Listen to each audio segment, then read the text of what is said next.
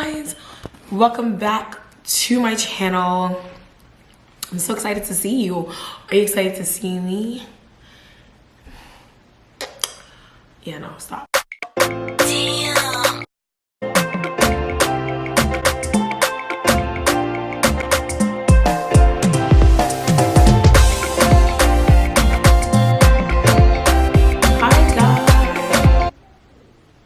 The camera just moved, or was it just me?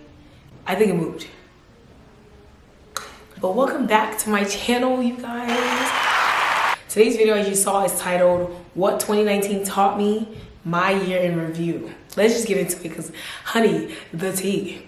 So first, I'm just gonna break it up into two different parts, from January to June and June to December. So in the first half of the year, I was living my best life. You know, I was living my best life, you guys. I went abroad to Singapore. I traveled to like 9 other countries while I was there, all throughout Southeast Asia. I even went down to Australia, went up to Hong Kong. Have been the latest time.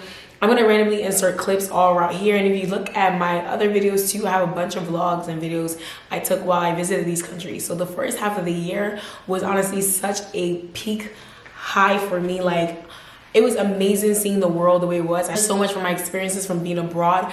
I made so many new friends, which most of them live in London. So like, what's good, my London people, you know, yeah. The accent is bad. How is this camera dying right now? Okay, I'm gonna keep my composure and try to finish this video because I want it to be like a 5-6 minute video anyway. So yeah, first half of the year was great. I'm gonna insert a bunch of clips of me abroad anyway because that's really gonna tell the story.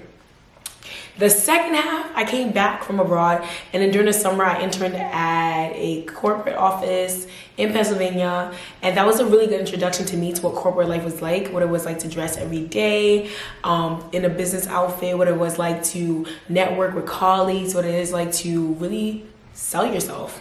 Like, to keep it short, that's what it felt like. Every day you're constantly selling yourself, you're constantly trying to prove yourself, and some people don't like that, which for me was a huge learning opportunity. And selling yourself every day, as in you have to show up to work. Even if you don't feel like smiling, you need to smile, you need to do your job, you need to network. It's a constant grind and a constant, like, you have the job, but it's a constant, like, building yourself up.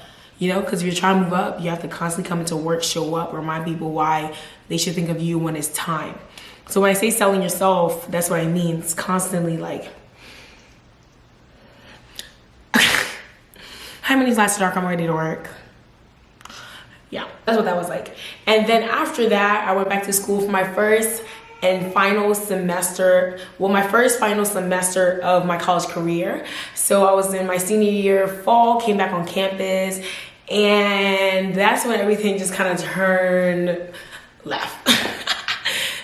Everything was left from there. God was still faithful though, so shout out to my main man in heaven. He held it down for real. First, let's talk about my academics. I got really good grades this semester, and it was really by the grace of God. Because a major event that happened to me my second half of the year was that I tore my ACL, and I had to have ACL reconstruction surgery in the middle of the semester. So 2 months of the semester, I was playing volleyball. Most of you guys probably don't know, but I love volleyball. It's my favorite sport. I played it all throughout high school. Did not want to play competitively in college, but it's something that I will always, if you tell me to play volleyball, I'm always down to play. But having torn my ACL in the middle of the semester kind of put a dent in my academics because I stopped going to classes at some point. I had all these appointments all of a sudden.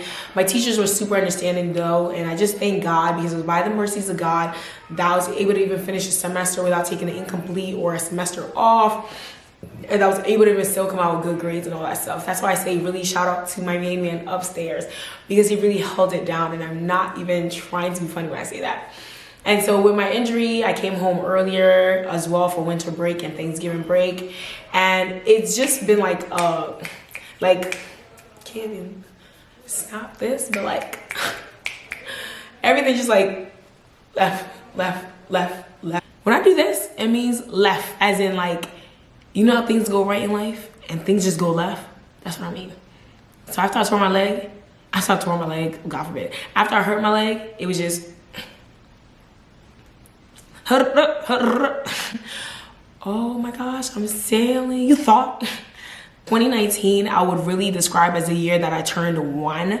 And when I say that, I mean like physically, spiritually, emotionally, I turned 1, as in I just started learning everything that had to do with physical abilities, that had to do with emotional abilities and capacities, everything that had to do with your spiritual life, what it really means to be a Christian, what it really means to love God, what it really means to avail yourself for God to use you. And then I had some hard lessons. And a few of those hard lessons, a few takeaways I want to give to you guys. Get rid of your pride. Get rid of it. It's nasty, it's ugly. Yeah, but no, get rid of your pride, literally. I mean, if the Bible speaks of anything, is that God hates pride. He hates prideful people. And I tore my ACLs when I really realized the kind of pride I had in me, because I refused to ask for help. Like, I was so used to doing everything on my own, which is not good either, that all of a sudden I couldn't even stretch my hand to pick up a shoe a feet away from me, and I had to ask for help. And it was literally so, why is she calling me in the middle of my video? Sandra, if you watch this, like, hello. Yeah. I'm recording a video and you called. But what's up? Hey, baby. She said, what do I want from Chick-fil-A, guys? Asking pride can be a lot. And I just really learned about myself. I was not a person that really liked to ask for help. And a form of that is really pride. So check your pride. Because I checked mine. Or let me say God put me in a situation that checked my pride. Another thing I want to leave you guys off with besides the pride is offense. Jesus. The spirit of offense is real. The spirit of offense is real. To be easily offended is such a big thing because it makes you a very emotional person. Like, and what I mean by emotional is that everything revolves around your emotions. As in, your feelings is hurt, so now you're no longer happy. That don't even sound right. As in, somebody offended you, so now I'm triggered. Like, my emotions are triggered by it, and I'm living my life based off how I feel. It's not about you. It's not about how you feel. At least if you're walking in Christ, truly walking in Christ, it's not about how you feel. If you guys want to know more in depth, because I really couldn't go in depth, but let me know. But I'm just I'm glad to be back. I was gonna say I'm glad to be back. I said glad, Jesus. Let me go back to school and read more books, because that's just saying. Glad to be back. Really do plan to be more consistent with YouTube. Like, comment, and subscribe to this video. It helps me a lot.